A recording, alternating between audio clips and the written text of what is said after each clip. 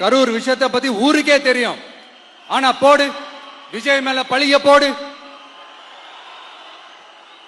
என்னடா இவ்வளவு பெரிய ஒரு பழிய தூக்கி விஜய் மேல போட்டாலும் மக்கள் விஜய் கூடவே நிக்கிறாங்க. இது என்னடா அதிசயமா இருக்குது அப்படின்ட்டு அது ட்ரை பண்ணி பார்த்தாங்க. அது மக்கள் கிட்ட எடுபடல.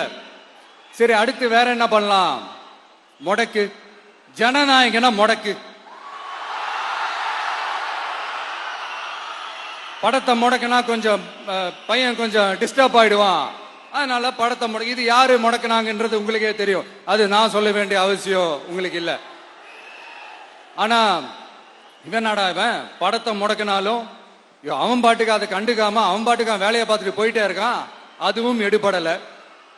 சரி, அடுத்து வேற என்ன பண்ணலாம்? போடு, SOPன்னு ஒண்ணு போடு. விஜய்க்கு மட்டும் தனியா ரூல்ஸ், தனியா ரெகுலேஷன்ஸ், தனியா கண்டிஷன்ஸ். அவனுக்கு மட்டும் போடு. மத்த கட்சிகள்லாம் விடு, விஜய்க்கு மட்டும் தனி கண்டிஷன்ஸ் போடு. அவன் வெளியவே வரக்கூடாது, மக்களை சந்திக்கவே கூடாது. என்னாச்சு? அதுவும் எடுபடல.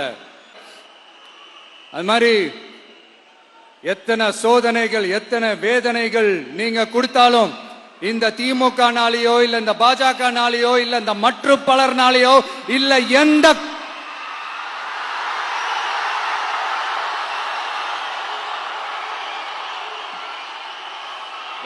வேற யாராலையும் என்ன மக்கள் கிட்ட இருந்து பிரிக்க முடியாதுன்னு சொல்ல வந்த. அதைத்தான் சொல்ல வந்தேன்.